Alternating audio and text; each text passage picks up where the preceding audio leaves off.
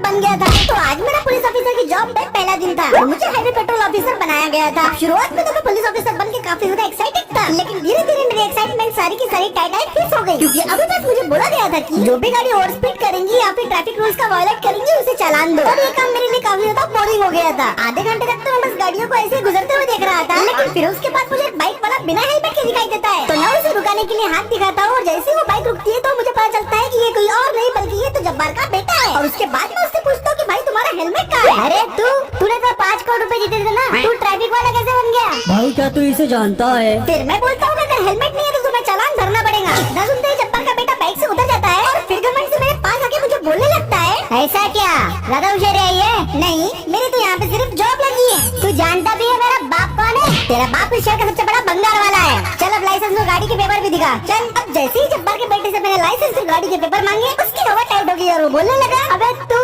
अब मैं क्या बोल रहा था, क्या तुम कुछ ले दे के मामला सेटल नहीं कर सकते? मैं तुम्हारी जेबें गर्म कर सकता हूँ। जैसे ही उसने ये बात करी मेरे अंदर का बाजीराव सिंघम जाग उठा। अगर तू बोलता है तो 500 रुपए पेटीएम करूँ? बोलना।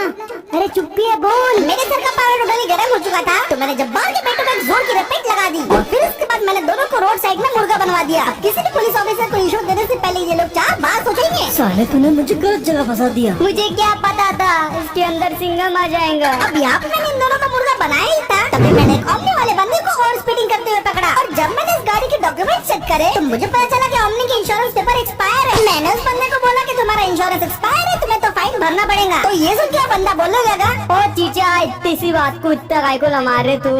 100-200 लो, बात को खत्म करो। और इतना सुनने के बाद मैंने लिटरली इसकी बात को खत्म ही कर दिया। इसे तो मैंने मुर्गा बना दिया। ओ देखो चीचा गलत करे तुमने। अबे ओ चुप रहे, ज्यादा मत बोल, कहीं अंदर ना डाल दे। मेरा तो यही मानना था कि इन लोगों को जब तक ऐसा सबक नहीं सिखाएंगे ये लोग रिश्वत देना नहीं छोड़ेंगे। लेकिन सिर्फ 5 मिनट के बाद ही मैं I-20 वाले को पकड़ता हूँ जो कि रैश ड्राइविंग कर रहा था। और जब मैंने उस बंदे से कुछ सवाल किए तो उसने कुछ ऐसे जवाब दिए, आपका ड्राइविंग लाइसेंस कहाँ है? सिस्टम। आपकी आरसी कहाँ है? सिस्टम। आपका इंश्योरेंस कहाँ है? सिस्टम। PUC है? सिस्टम। नंबर प्लेट क्यों नहीं है गाड़ी पे? सिस्टम है। रात को खाने में क्या खाते हो? सिस्टम भाई सिस्टम। सिस्टम पे सिस्टम। उस बंदे के सारे जवाब सुनने के बाद मैंने उसे असली सिस्टम दिखाई दिया। फिर थोड़ी देर बाद मैंने एक अंकल जी को पकड़ा जो कि टाटा सफारी चला रहे थे और डॉक्यूमेंट चेक करने के बाद मैं उन्हें बताता हूँ कि अंकल जी आपका लाइसेंस तो एक्सपायर है। तो वो मुझे बोलने लगते हैं, अरे बेटा मैं तो अपने दांत का इलाज कराने जा रहा था। पर अंकल जी आपके तो दांत ही नहीं है। अरे मेरा मतलब मैं तो अपनी इलाज कराने जा रहा था, असल में मुझे बवासीर है ना बेटा।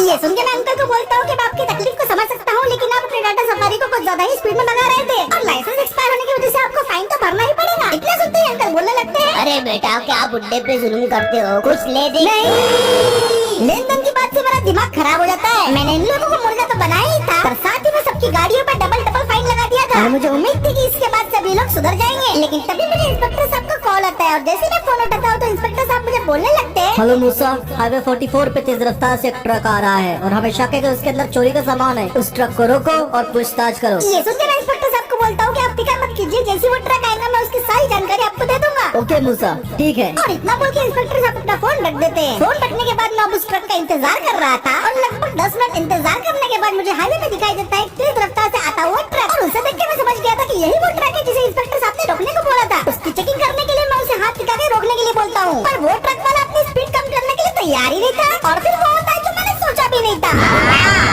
जब ट्रक वाला बिना रुके भाग गया तब जाके मुझे बेइज्जती का एहसास हुआ और जब्बार का बेटा बोलने लगा, तुमने देखा वो तो भाग गया। पर मैं तो इतना समझ गया था कि इस ट्रक में जरूर कुछ न कुछ काला है और इस ट्रक को मुझे किसी भी हाल में पकड़ना था। मैं फटाफट अपनी स्कॉर्पियो में बैठता हूँ और उसे स्टार्ट करके निकल पड़ता हूँ ट्रक के पीछे। मैंने ठान लिया था कि इस ट्रक को पकड़ के अपनी बेइज्जती का बदला लेके रहूंगा। मैं पूरी रफ्तार से ट्रक वाले का पीछा कर रहा था, लेकिन जैसे ही ट्रक वाले को ये बात मालूम पड़ी उसने भी अपनी स्पीड बढ़ा दी। फिर भी किसी तरह मैंने अपनी स्कॉर्पियो का फुल पावर लगाया और किसी तरह मैं ट्रक को कैचअप कर लेता हूँ। मैं अब ट्रक के साथ साथ चल रहा था और साइरन बजा के मैंने कई बार ट्रक वाले को रुकने के लिए बोला और वो तो बस किसी भी तरह से भागना चाहता था। उसकी स्पीड कम करने के लिए मैंने उसे टक्कर मारना शुरू कर दिया, लेकिन मुझे इस बात का भी ध्यान रखना था कि पब्लिक को कोई नुकसान न पहुंचे। आसपास काफी ट्रैफिक था तो मेरी जिम्मेदारी थी कि मैं सबको सेफ रखते हुए इस ट्रक वाले को पकड़ूं। और मेरी यही मजबूरी का फायदा उठा के वो ट्रक वाला बार-बार आगे निकलता जा रहा था। मैंने कई तरीकों से ट्रक वाले को रोकने की कोशिश की, लेकिन वो अब पागल हो चुका था। उसने अपने ट्रक की स्पीड बढ़ा दी और वो भागने के लिए कुछ भी कर सकता था। पहले तो उसने अपनी लेन ही चेंज कर दी और जैसे ही मैं उस लेन में आया उसने मुझे टक्कर मार दी। मैं तो बार-बार बच गया था, लेकिन सामने जो ट्रैफिक चल रहा था वो नहीं। अब वो सर ट्रक वाला सामने खड़ी थी सारी गाड़ियों को कुचलता जा रहा था। 3-4 गाड़ियों को कुचलने के बाद उसने मुझे भी रास्ते से हटाने की कोशिश की, लेकिन मैंने भी अपनी गाड़ी घुमाई और दूसरी लेन में उसके पीछे निकल पड़ा। मैं उसका पीछा करते करते काफी नजदीक आ चुका था और मैंने सोचा कि इसे टेक डाउन कर ही देना चाहिए, लेकिन तभी वो ट्रक वाला कुछ अजीब चीज करता है। वो अपने ट्रक को मोड़ता है और फ्लाईओवर से ट्रक को नीचे जंप करवा देता है और ये मेरे लिए काफी ज्यादा अनएक्सपेक्टेड था। ठंडे ठंडे पानी से ये क्या हो गया?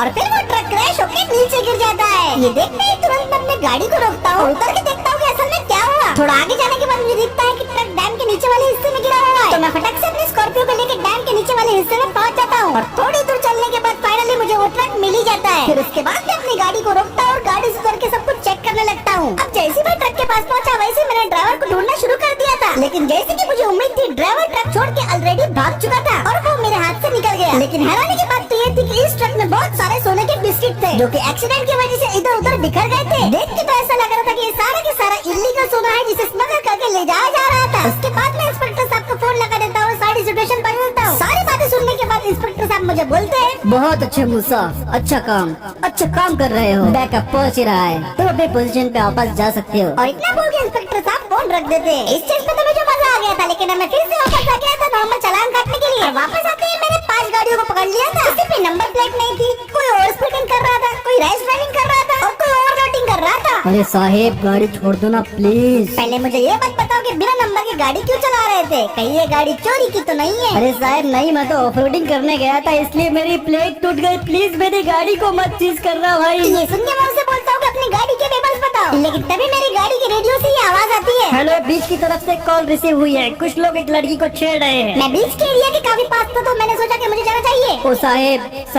साहेब मेरी गाड़ी। ओ साहेब, मैं सभी लोगों को वही रखने के लिए बोलता हूँ और फटक से अपनी गाड़ी में बैठता हूँ और गाड़ी को स्टार्ट करके निकल पड़ता हूँ बीच की तरफ। मैंने सोच लिया था कि जो भी ये गंदी हरकत कर रहा हूँ मैं उसके साथ ऐसा सुलूक करूंगा कि उसके आने वाली 4 नस्लें मेरा नाम सुन के कांप जाएंगी। और मैं पूरी रफ्तार से फिर बीच की तरफ निकल पड़ा और यहाँ बीच में कुछ लफंगे अपनी थार से एक लड़की को परेशान कर रहे थे।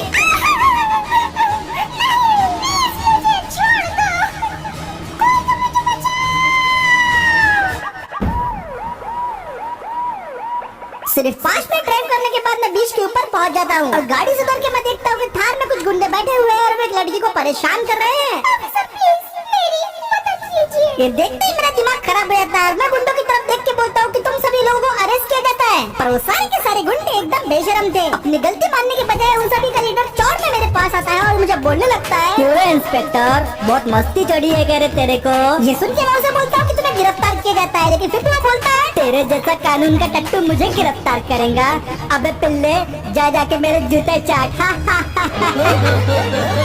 ये सुन के मुझे बहुत ज्यादा गुस्सा आ गया था। मैंने फटक से अपना हाथ उठाया और इसके जोर से रपेट लगा दी और वो बंदा गिरते ही नीचे बेहोश हो गया। बाप रे, इसने तो बॉस पे हाथ उठा दिया। इनके बॉस को ठिकाने लगाने के बाद मैं फौरन बाहर की तरफ भागता हूँ और उसका दरवाजा खोल के सबसे पहले तो जो गाड़ी चला रहा था उसको बाहर खींचता हूँ और उसके बाद मैं उसे धड़ाधड़ सूतना शुरू कर देता हूँ। पंचेस, लाता, घुसे मुझे हर जगह मारता हूँ और उसे बहुत बुरी तरीके से बेहोश कर देता हूँ। फिर दूसरे बंदे को मैं गाड़ी से खींच के बाहर निकालता हूँ और वो तो एक ही मुक्के में सो गया था और उसे भी मैंने ठिकाने लगा दिया था। लेकिन जब मैं उन्हें हथकड़ी लगाने गया उनका बॉस साला फिर से उठ गया और वो मुझे मारने लगा। उसने थार में मुझे टिका दिया था, लेकिन मैंने उसे पलट के वार किया और उसे गुस्से मारना शुरू कर दिया। दूसरे गुस्सा खाने के बाद वो जमीन पे गिर गया था, लेकिन वो लड़ना छोड़ नहीं रहा था। वो काफी गुस्से से मुझे मारा जा रहा था और पूरी तरीके से बौखला चुका था। मैंने एक एक करके उसके सारे पंचेस को डॉज कर दिया और वक्त था अब इस खेल को खत्म करने का। मैं भागते हुए उसके पास गया, उसे कंधे पे उठा दिया और दे दिया उसे एक एटीट्यूड एडजस्टमेंट और फिर दे दी मैंने उसे एक एक्स्ट्रा किक जिससे वो दोबारा उठ नहीं पाया। और फाइनली अब वक्त आ गया था इस लफंगे को हथकड़ी लगाने के लिए। सक्सेसफुली हथकड़ी लगाने के बाद वहाँ के सारे लोग मेरी वाहवाही करने लग रहे थे।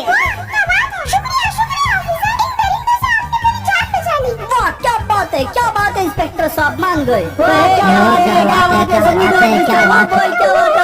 और जब सारे लोग मेरी तारीफ कर रहे थे मुझे लिटरली एक हीरो वाली फीलिंग आ रही थी। फिर उसके बाद मैंने लफंगों को गाड़ी में हथकड़ी पहना के बैठा दिया और अपनी गाड़ी में बैठा, गाड़ी को स्टार्ट किया और सीधा निकल पड़ा पुलिस स्टेशन की तरफ। ये लफंगे अब लंबे टाइम के लिए जेल में जाने वाले थे और मैं तो चाहता था कि इन्हें कम से कम 10 साल की सजा हो ताकि ये दोबारा किसी लड़की के साथ ऐसा ना करे। अरे इंस्पेक्टर, तूने अपन को पकड़ के बहुत गलत काम किया रे। अरे भाई रवि से और मत भड़काओ यार प्लीज। फाइनली फिर आधा घंटा ड्राइव करने के बाद हम पुलिस स्टेशन पहुंच जाते हैं और मैं सारे लफंगों को जेल में डाल के आ जाता हूँ। अब उन्हें जेल में डालने के बाद जब मैं वापस रिटर्न आ रहा था तभी मुझे दिखाई देता है कि एक बेवड़ा रास्ते के बीचों बीच अपनी गाड़ी बंद करके बैठ गया है। मैं फौरन अपनी गाड़ी रोकता हूँ, सायरन चला के उसे वहाँ से हटाने की कोशिश करता हूँ, लेकिन वो हटने का नाम नहीं ले रहा था। तो मैं गाड़ी से उतर जाता हूँ और सीधा चलते हुए इस बंदे की तरफ जाने लगता सकता हूँ। उस बंदे के ऐसी बीच में गाड़ी खड़ी करने की वजह से बहुत ज्यादा ट्रैफिक जाम हो रहा था। तो फिर मैं फौरन उस बंदे के पास पहुंचता हूँ और उसे बोलता हूँ कि यहाँ पे बीच में क्यों बैठे हो, जल्दी से अपनी गाड़ी हटाओ वरना तुम्हें अरेस्ट कर लिया जाएगा। तो वो बंदा मुझे बोलने लगता है, कर लो मेरे को अरेस्ट कर लो भाई, मेरे को छोड़ के चले गई, वो मेरे को छोड़ के चले गई जी, डाल दे मेरे को जेल में, डाल दे मेरे को जेल में, डाल दे मेरे को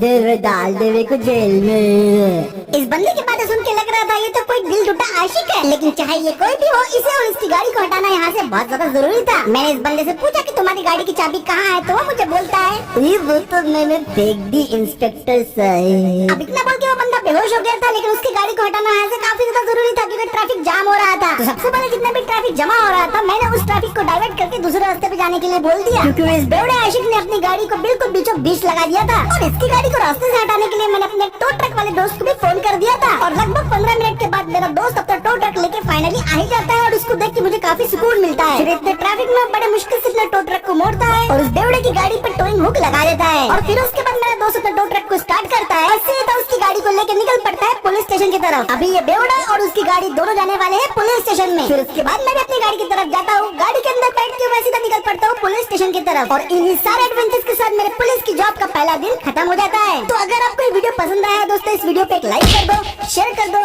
चैनल को देख रहे हो पहली बार तो सब्सक्राइब जरूर कर देना। जल्दी से 12,000 लाइक कर दो नेक्स्ट वीडियो के लिए और कमेंट करके बताओ कि ये सीरीज आपको कैसी लग रही है। और मैं मिलता हूँ आपसे अगले